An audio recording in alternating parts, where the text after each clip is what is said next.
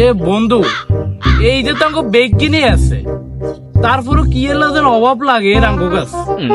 ও মনে পড়ছে, এবার তো সালামির অভাব। গরিবের আবার সালামি রে।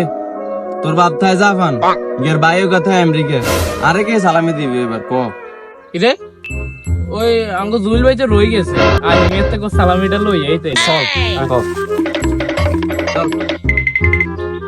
আসসালামু আলাইকুম। ওয়ালাইকুম আসসালাম। রে এগুন তিন গে তো আজকে সালাম দিল, এগুলো তো সালামই দিতে হইব।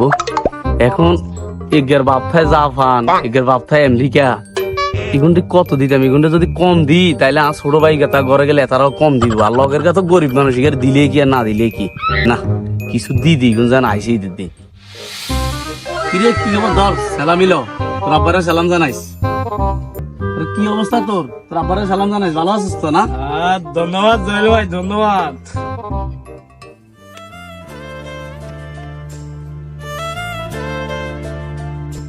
কিও ভাই, এগুলো দুনুকারে দিলেন 500 টাকা করে, আর দিয়ে 50 টাকা দিছেন।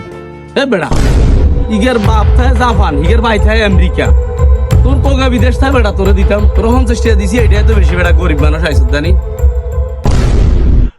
থাক বন্ধু, চল। এটাই হলো আমাদের সমাজের বাস্তবতা। স্বার্থ ছাড়া মানুষ কারোর জন্য কিছুই ভাবে না।